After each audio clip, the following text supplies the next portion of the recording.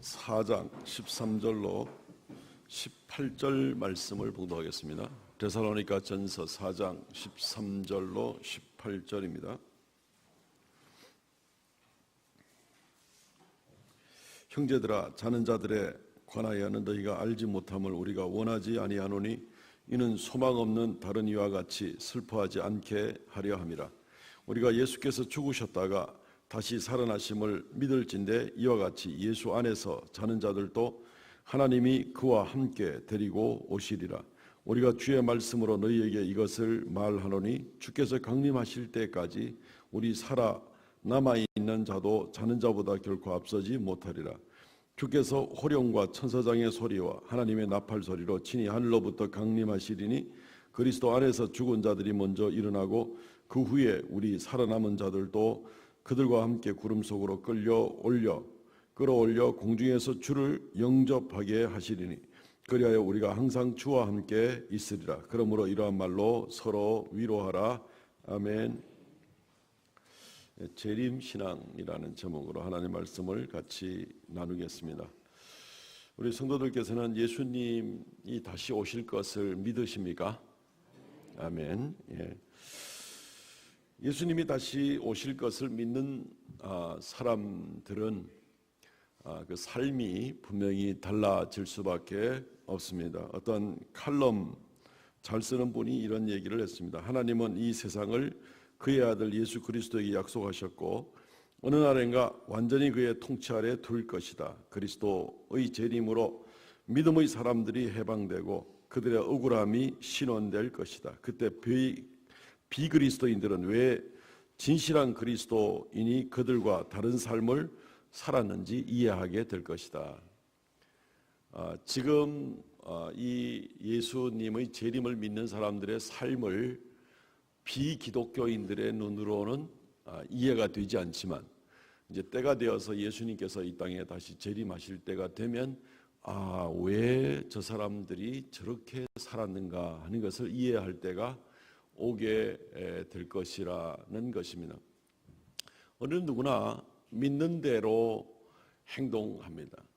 심지어 믿는 대로 또는 믿고 싶은 대로 듣기도 하고 믿고 싶은 대로 말하기도 합니다. 그래서 이 믿는 대로 행동이 따라 나오게 될 수밖에 없습니다. 홍수가 난 다음에 징검다리가 있다고 생각을 해보십시다. 홍수가 났지만 저 징검다리는 여전히 든든한 거야 라고 믿는다면 그 징검다리로 건너가게 될 겁니다. 근데 홍수가 난 다음에 저 징검다리는 도저히 내가 믿을 수가 없어 라고 생각을 하신다면 그 징검다리를 건너가지 않게 될 것입니다. 왜냐하면 그것을 어떻게 인정하느냐에 따라서 달라지게 되기 때문에 그렇습니다. 믿는 대로 살아가게 됩니다. 우리 성도들 기도해 주셔서 지난 주간 중에 이제 베트남에 또 헌당 예배차 잘 다녀오게 되었는데 그때 이 예배당을 짓고 하는 이 일의 중간 역할을 하시고 또 실제로 그 교회를 한 달에 한 2번씩 가서 관리를 해주시는 역할을 감당한 당회장 역할을 감당하는 그 모세 푸쿠 목사님이 이야기를 잠깐 듣게 되었습니다. 자기 어머니와 아버지가 예수 안 믿고 그 공산주의죠. 베트남은 지금도 공산주의입니다. 그런데 자기 어머니가 먼저 예수를 믿게 되었는데 한 2년 동안 자기 아버지한테 예수 믿는다는 말을 못하고 이렇게 지냈답니다. 그러나서 2년 지나서는 드디어 이제 나는 예수 믿고 하나님을 믿고 살 수밖에 없습니다 라고 고백을 했더니만은 이 아버지가 하는 말이 사실은 나도 2년 전부터 하나님 믿고 있었다 이렇게 얘기를 하더라는 겁니다. 이 부부지간에 서로 말도 못하고 2년간이나 이렇게. 그래서가 이제 이 모세 푸쿠 목사는 그러다가 이제 그 부모는 이제 계속 전도하고 이제 사셨고 이 모세 푸쿠 목사는 이제 또 직장 생활을 하다가 자기 부인을 만나고 그리고 이제 두 사람이 이제 결혼을 하고 그리고 복음을 증거하는 삶의 내 인생을 다 드려야 되겠다 싶어서 이제 하나님 앞에 준비하고 지금 목회를 감당하고 있습니다. 굉장히 이 호치민시 안에서 목회를 활발하게 하고 또 이번에 세운 그 논뜨락 교회까지도 중간 역할을 해서 계속 관리 이 차원에서 가서 돌아보고 하나님 말씀도 가서 인도하는 이제 그런 역할을 하게 됩니다. 근데 교통수단을 보니까 참 이제 아찔한 겁니다. 그냥 뭐 아마 가보셨겠지만은 온 동네가 다 이제 오토바이 천지입니다. 오토바이 천지. 예, 얼마나 먼지도 많이 나고 교통체증도 말도 할 수 없고. 근데 그 2주에 한 번씩 뭐 베트남 그 호치민시에 다니면서 목회를 할 때는 물론이지만 2주에 한 번씩 한 1시간 반 정도 떨어진 이번에 그 논두락 교회에 가서 돌아보고 또 2주에 한 번씩은 또 다른 산골 지역으로 가서 계속해서 오후 시간에 주일 오후 시간에 복음을 전하는 일을 할 텐데 오토바이를 타고 부부간에 오토바이 한 대에다가 이제 2명이 타고 이렇게 이제 이 일들을 계속하는 그런 모습 보면서 좀 마음이 굉장히 짠하게 되었습니다. 예, 한국에서는 교회가 아무리 어려운 교회라도 이제 그 오토바이 타고 다니면서 그렇게 설교하러 다니고 또 교회를 돌아보기 위해서 다니는 이제 그런 일은 없지 있습니다. 부부가 같은 직장 다니다가 이제 결혼하고 이 일에 헌신하기로 하고 이제 직장도 다 그만두고 이제 목회 일에 전념을 하고 있는 그런 가운데 있습니다. 왜 저렇게 행할까? 왜 저렇게 행할까? 열악한 조건인데 공산주의의 어떤 이 나라에서 편하게 살 수 있는 나름대로의 방법도 있긴 있을 텐데 뭐 거기도 얼마든지 잘 먹고 잘 사는 사람들, 부유한 사람들 얼마든지 있습니다만은 어쨌든 복음을 위해서 이제 그런 삶을 계속해서 잘 감당하고 또 끝까지 헌신하고 하는 이제 그런 모습을 보게 됩니다. 굉장히 감동이 있는 그런 이야기들도 좀 이래 있는데 나중에 선교 보고할 때 아마 듣게 되실 것 같습니다.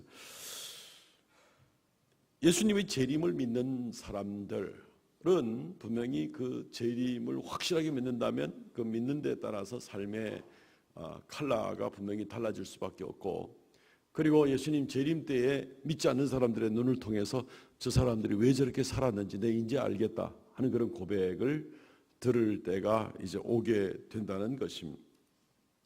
우리가 4월달 계속해서 예수님 부활절 이후에 지금 3주째 계속해서 예수님의 재림에 대한 말씀을 우리가 지금 나누고 있습니다.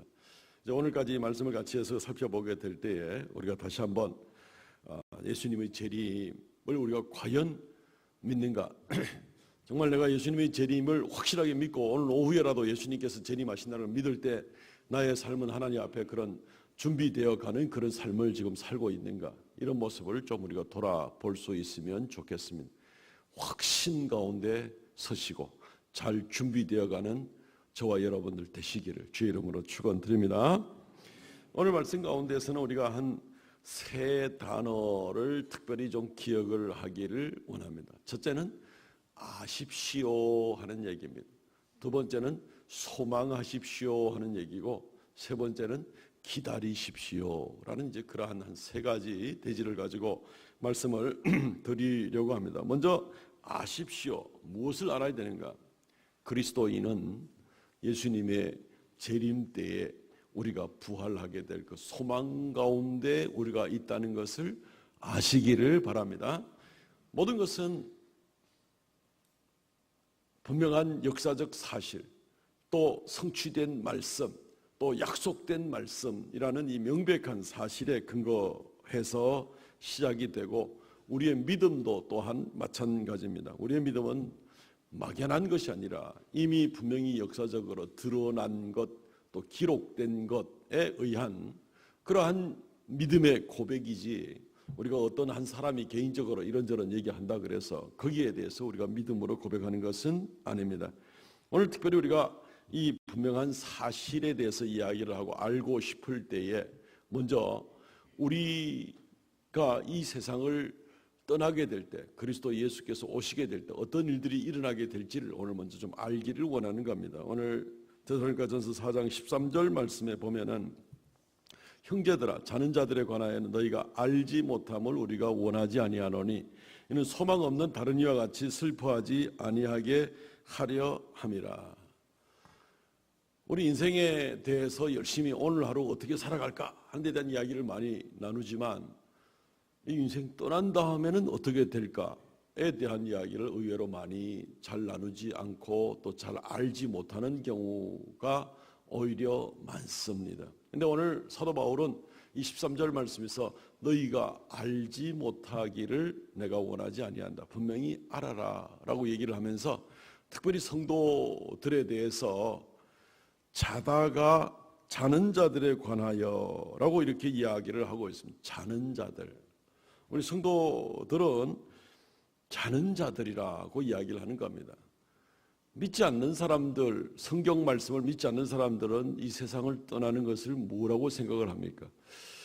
아마 명절 때 제사를 지내는, 그리고 제사에 몰두하는 사람들을 보면은 뭐 조상 귀신이 영혼이 왔다 갔다 하는 걸로 생각을 하게 되죠. 그래서 문도 열어놓고, 그리고 이 수반에다가 밥도 말아놓고, 이 조상이 살아생전에 좋아하시던 그 무슨 뭐 명태나 이런 데다가 젓가락도 올려놓고 막 이런, 저도 어릴 때 이제 그런 거 좀 해봤습니다만은 이제 그렇게 하죠. 마치 조상 영혼이 뭐 왔다가 갔다가 할 수 있는 것처럼 그렇게 생각을 하고 있는 겁니다. 물론 성경적으로 옳지 않습니다. 히브리서 9장 27절에 명백하게 나온 것이 뭡니까? 한번 죽는 것은 정하신 것이요 그 후에는 심판이 있으리니. 그 이후에는 심판이 있으니.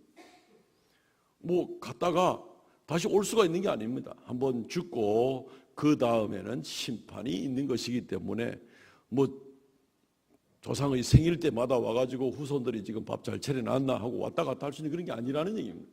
성경적이 아니라는 거죠. 요즘에 유행하는 노래 보니까 백세 인생이라는 노래가 있더만요. 백세 인생 좋아하세요? 그 노래? 백세 인생. 70세 저 세상에서 날 데리러 오거든 할 일이 아직 남았다고 못 간다고 전해라. 80세에는 아직은 쓸만해서 못 간다고 전해라. 90세에는 알아서 갈 테니까 재촉 말라 전해라. 100세에는 좋은 날 좋은 시에 간다고 전해라. 예.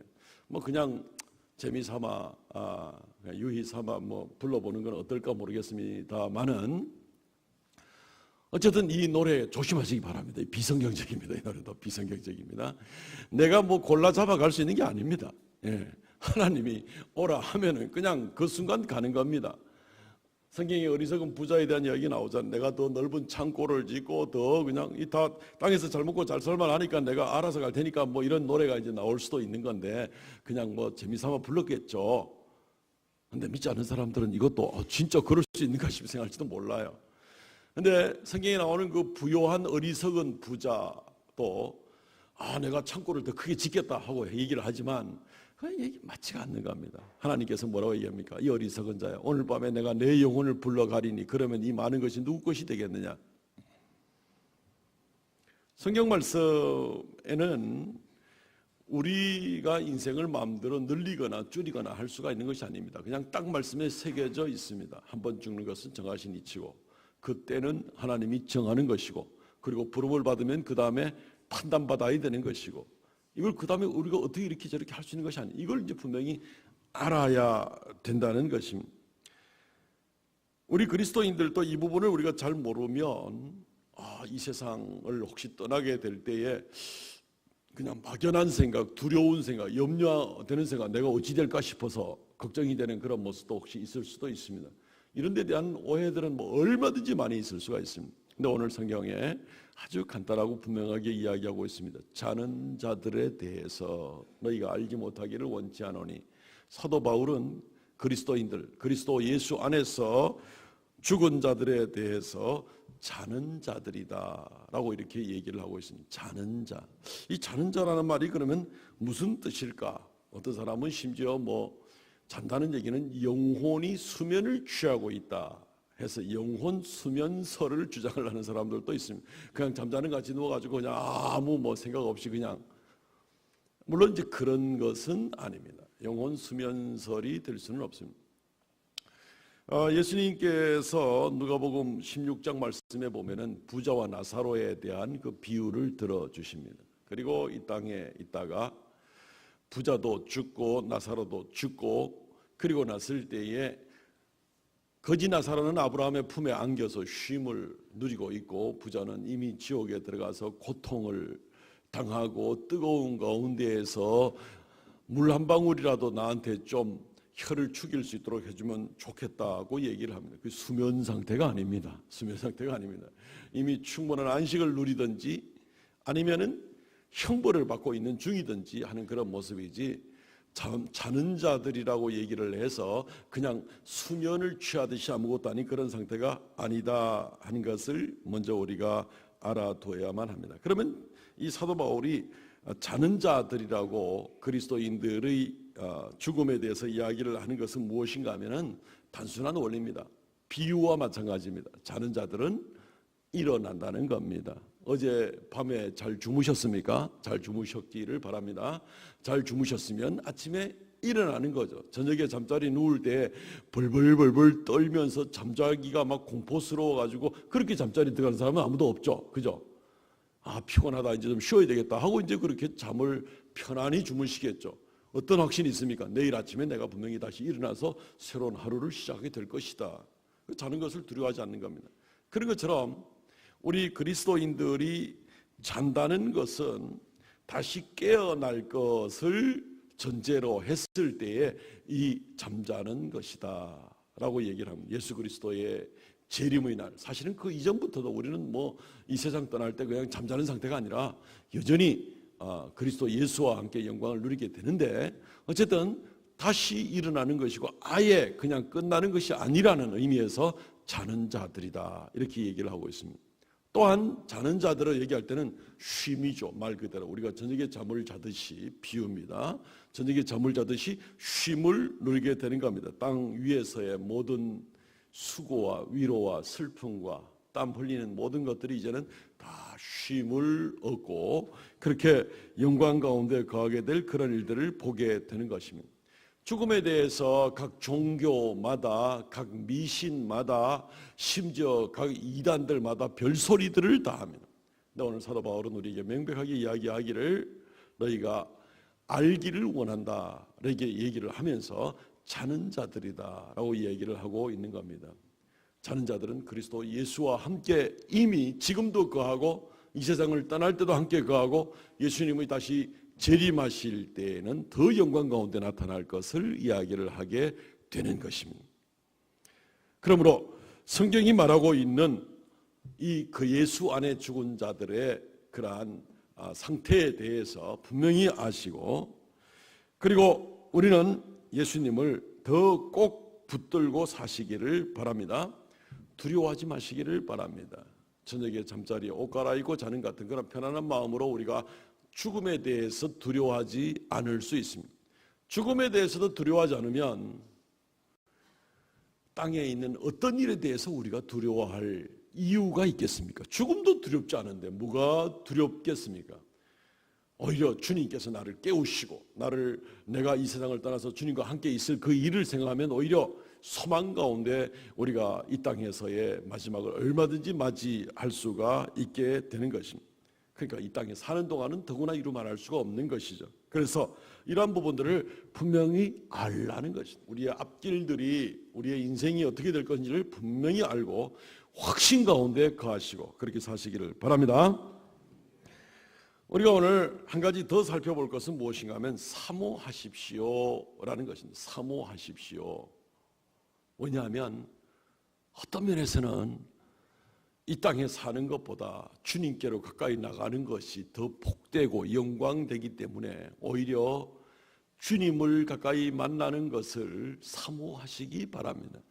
지금은 이 땅에서도 우리가 늘 주님을 만나지만 주님을 얼굴로 대할 수는 없으나 때가 이르면 우리가 주님을 얼굴과 얼굴로 대할 때가 오게 됩니다. 그런데 먼저 간 성도들이 훨씬 더 복되다는 사실을 아시기를 바랍니다. 사도 바울은 말하기를 빌립보서 1장 23절 말씀에 내가 그 둘 사이에 끼었으니 차라리 세상을 떠나서 그리스도와 함께 있는 것이 훨씬 더 좋은 일이라 그렇게 하고 싶으나 라고 얘기하고 있습니다. 사도 바울은 뭐라고 얘기하고 있습니까? 내가 지금 이 살아있는 것과 내가 이 세상을 떠나서 주님께 가는 그 둘 사이에 끼었는데 뭐 늘 위태위태 하잖아요. 그냥 뭐 가는 데마다 핍박받고 뭐 심지어 돌 맞고 채찍 맞고 이러니까 둘 사이에 지금 딱 이어 있는데 내 개인적으로는 건너가서 주님께 가는 것이 훨씬 더 좋으나 땅에서 내가 있는 것은 너희를 위하여 할 일이 있다는 겁니다. 말씀을 가르쳐야 되고 복음을 전해야 되고 성도들을 돌아봐야 되는 그 일들이 있기 때문에 내가 지금 있는 내 개인적으로는 하나님께 가는 것이 훨씬 더 좋다라고 이렇게 이야기를 하고 있습니다. 왜 거기가 더 좋습니까? 데살로니가 전서 4장 14절 오늘 우리가 읽은 말씀 가운데 보면 우리가 예수께서 죽으셨다가 다시 살아나심을 믿을진대 이와 같이 예수 안에서 자는 자들도 하나님이 그와 함께 데리고 오시리라. 우리가 조금만 관심을 가지고 볼 것은 무엇인가 하면 주님께서 오실 때에 어떻게 오시냐면은 예수 안에 자는 자들을 데리고 오신다라고 이야기를 하고 있습니다. 데리고 오신다는 이야기는 지금 이 세상을 떠나서 예수님과 함께 거하는 자들은 예수님과 함께 거한다는 겁니다. 함께 거하고 때가 될 때 주님께서 그들을 데리고 이 세상에 오신다라는 이제 그런 말씀이 되는 것입니다. 지금 그들이 뭐 어디에 있는지 이건 우리가 사실은 물을 계제가 되지를 못합니다. 그것은 영적인 세계고 그것은 신비한 주님께서 만들어 놓으신 그런 세계이기 때문에 우리가 그것을 뭐 그걸 지금 어디가 있는데 저 뭐 우주 어디에 있는데 이렇게 생각할 필요는 없습니다. 어떤 사람들은 심지어 어떤 특별한 장소를 정해놓고 거기에 갔다가 그다음에 재림할 때 천국으로 싹 들어갔다가 뭐 이런 식으로 생각도 할 수가 있는데 그런 것은 아닙니다. 그렇게 되면 자칫 천주교의 연옥설 같은 주장을 뒷받침하게 되는 주장이 되는 그것은 전혀 성경적인 근거가 없는 그런 얘기가 됩니다. 어디에 있는지 우리가 그럼 어떻게 아냐? 알 수 있습니다. 성경에 나와 있습니다. 누가복음 23장 43절 말씀을 보면 예수께서 이르시되 내가 진실로 내게 이르노니 오늘 내가 나와 함께 낙원에 있으리라. 예수님의 십자가 한편에 달린 강도가 예수님을 인정하고 나를 기억하옵소서, 당신의 날에 나를 기억하옵소서라고 얘기할 때 예수님께서 그래 한참 기다려봐라 내가 나중에 너를 불러주겠다 얘기하지 않고 뭐라 얘기합니까? 지금 오후에 십자가에 못 박히는데 오늘 나와 함께 낙원에 거하리라. 십자가에 예수님도 달리셨고 옆에 양쪽 옆에 강도들도 달렸죠. 그중에 예수님을 영접한 이 강도는 오늘 그날 예수님과 함께 낙원에 거하리라. 낙원이라는 말은 성경에 때때로 낙원이라고도 번역이 되고 때때로는 천국이라고도 번역되고 이런 그러한 낱말이기도 합니다. 그래서 이 세상을 떠난 성도들은 바로 예수님과 함께 천국의 기쁨을 이미 누리고 살아가고 있는 것입니다. 시편 116편 15절 말씀에는 심지어 그의 경건한 자들의 죽음은 여호와께서 보시기에 귀중한 것이다. 심지어 귀한 것이다. 복된 것이다. 라고 오히려 이렇게 얘기를 하고 있습니다. 이제 사도 바울의 말이 좀 이해가 됩니까? 내가 이 둘 사이에 끼었고 내가 개인적으로는 저기 건너가는 걸 더 원하지만 이 땅에서 사명이 있고 해야 될 일이 있어서 다른 성도들을 돌아볼 일이 잠시 남아서 내가 그 일을 하느라고 지금 너희에게 유익이 되어 있는 것이지 개인적으로는 가는 것이 좋다. 우리가 어디를 가는지 모르는 사람들이 아닙니다. 우리는 분명한 그런 성경적인 증거를 가지고 있습니다. 실제로 영광 가운데 나가게 됩니다. 이 땅을 떠나면서 성도들은 바로 영광으로 나가게 됩니다. 우리가 이제 사후의 일들에 대해서 들어볼 기회가 별로 많지 않잖아요. 근데 오늘 이제 이야기를 조금 드리게 됩니다. 고린도후서 12장 4절 말씀에 보면 그가 낙원으로 이끌려가서 말로 표현할 수 없는 말을 들었으니 사람이 가히 이르지 못할 말이로다.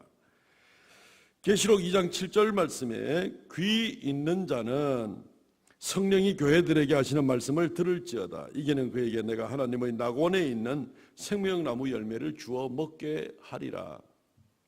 계속해서 낙원이라는 말이 나오고 거기에서는 사람이 말로 표현할 수 없는 영광된 모습들이 있음을 이야기를 하게 되고 그리고 거기에 심지어 생명나무 열매를 먹게 될 것이고 하는 이런 이야기들을 하게 되는 것입니다.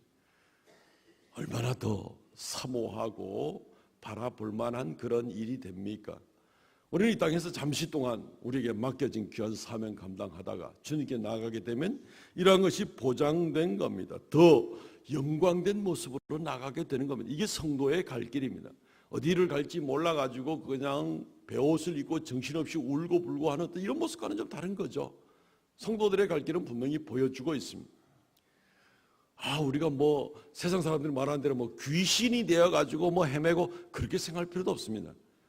어떻게 될지는 예수 그리스도께서 이미 부활하신 모습으로 보여주셨습니다. 고린도후서 5장 1절 말씀에 만일 땅에 있는 장막집이 무너지면 하나님이 지으신 집, 하늘에 있는 영원한 집이 우리에게 있는 줄 아느니라. 이게 무슨 뭐 아파트 얘기나 단독주택 얘기가 아닙니다. 우리 몸에 대한 얘기입니다.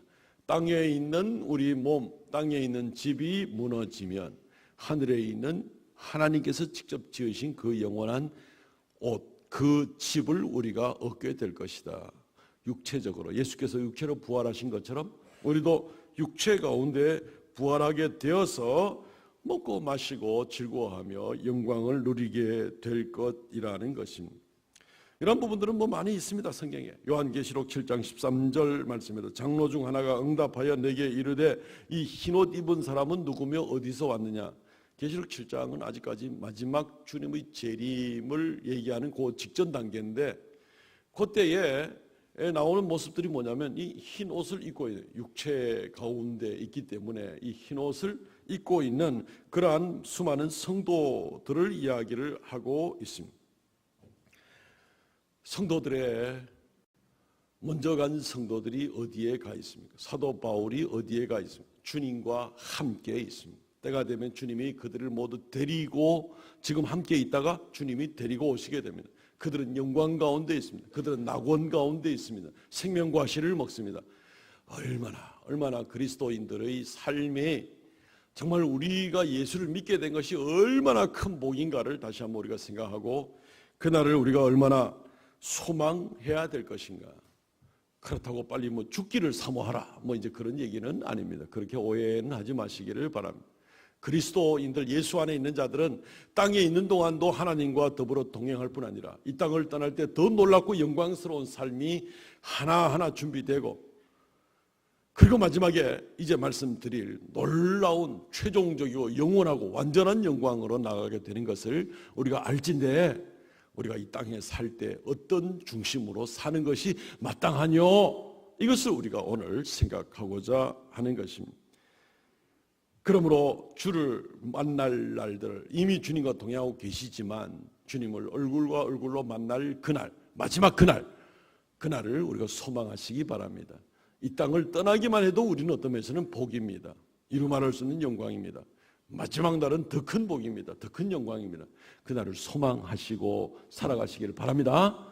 땅에 있는 것에 소망 두지 마시고요. 땅에서 열심히 땀 흘리고 수고하고 우리에게 주어진 일들을 하지만 이 모든 결과들을 가지고 주님을 다시 섬기는 일에 최선을 다하시고 진짜 영광은 저기 있으니까 그것을 소망하시고 믿음 가운데 굳게 서고 무엇이 더 귀중한지를 분명히 알고 그렇게 나가자는 것입니다. 마지막으로 기다리십시오 라는 주제를 가지고 또 계속해서 말씀을 생각해 보겠습니다. 아직 만남이 최종적인 만남이 남아 있습니다. 우리가 먼저 간 성도를 만나는 날 우리가 예수 그리스도께서 이 땅에 오셔서 우리가 모든 성도들 이미 하늘에 가 있는 성도들과 땅에 있는 성도들 함께 만나는 날 그날은 땅에서 심판이 이루어진 날이기도 하지만 어쨌든 그날이 남아 있기 때문에 그날을 우리가 기다리고 준비하십시오 하는 그런 말씀입니다.